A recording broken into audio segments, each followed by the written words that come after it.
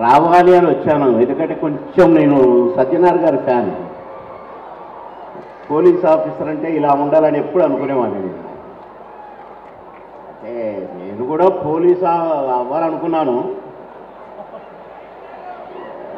అప్పుడు 3వ తరగతిలో మా నాన్న ఫ్రెండ్ ఒక కానిస్టేబుల్ ఉండేవారు. ఆయన ఊరిలోకి వస్తే అందరూ భయపడేవారు. ఓహో, లైఫ్లో పోలీస్ అవ్వాలనుకున్నాను. అంటే అది పెద్ద పోస్ట్ అనుకున్నాను నేను. తర్వాత తెలిసింది అది చిన్న పోస్టు, ఎస్ఐ పెద్ద పోస్ట్ అని. అయితే ఎస్ఐ కావాలనుకున్నాను. ఆ తర్వాత తెలిసింది ఎస్పీ పెద్ద పోస్ట్ అని.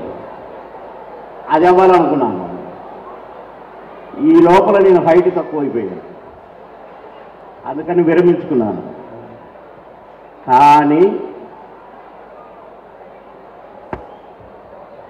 ఈ జంబలక్కడి పంపులో నేను ఎస్ఐ క్యారెక్టర్ వేశాను.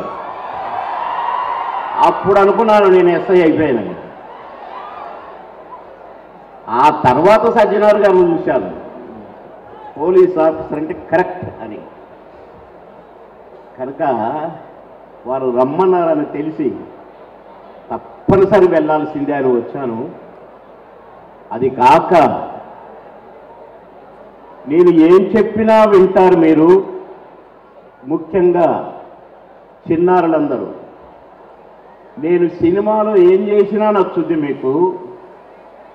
కనుక ఇప్పుడు నేను చెప్పబోయేది కూడా నచ్చుద్ది అనుకుంటున్నాను. ఎందుకంటే చిల్డ్రన్స్ డే రోజు ఇంత మంచి కార్యక్రమం, చాచా నెహ్రూ గారి బర్త్డే, ఈ రోజున చాలా సెలబ్రేషన్స్ ఉంటాయి. నేను కూడా ఒకప్పుడు స్టూడెంట్గా బాగా ఎంజాయ్ చేసినవాడిని ఈ నవంబర్ 14th చిల్డ్రన్స్ డేని. కనుక మీతో పాటు నేను ఈ కార్యక్రమంలో పాల్గొని చాలా ఎంజాయ్ చేయాలని అనుకున్నాను. ఎంజాయ్ చేస్తూనే ఉన్నాను మీతో. ఈ ప్రోగ్రాం చాలా ముఖ్యమైన ప్రోగ్రాం. విచ్చేసిన ప్రతి అబ్బా ఏం నడుపుతున్నారో మనం అనుకుంటారు, కానీ మీ వెంటనే వెంటాడుతుంటుంది ఒక భయంకరమైన ప్రమాదం. అది మీకు తెలియదు. కానీ జరగరానిది జరిగినప్పుడు మాత్రం మీ మీద ఆధారపడి మిమ్మల్ని కని, మిమ్మల్ని పెంచి, మిమ్మల్ని చదివిస్తూ, మీ వైభోగాన్ని చూడాలని, మీ జీవితాన్ని చూడాలని, మీరు బ్రహ్మాండంగా బ్రతుకుతుంటే, బ్రహ్మాండంగా ఉద్యోగం చేస్తుంటే చూసి ఆనందించాలనుకునే మీ తల్లిదండ్రులు ప్రతి మూమెంట్ను అబ్జర్వ్ చేసుకుంటారు. కానీ జరగనారిది జరిగిన రోజున ఆ దుఃఖం, మీరు మీ తల్లిదండ్రులకు ఆనందాన్ని ఇవ్వాలి, కానీ మీరు దుఃఖాన్నే ఇచ్చారనుకోండి, ఆ దుఃఖం ఆ తల్లిదండ్రులు చనిపోయేంత వరకు వెంటాడుతూనే ఉంటుంది.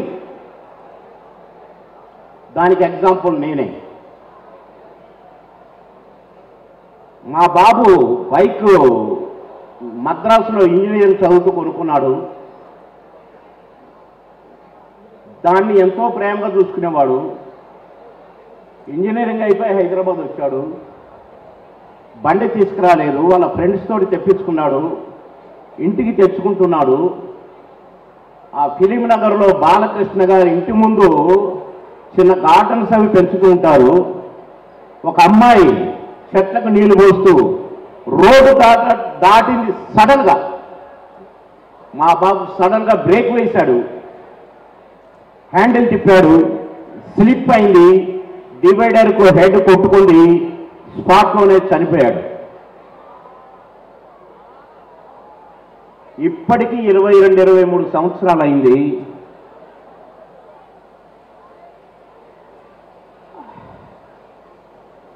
అది గుర్తొస్తే నేను ఏడుస్తూనే ఉంటాను.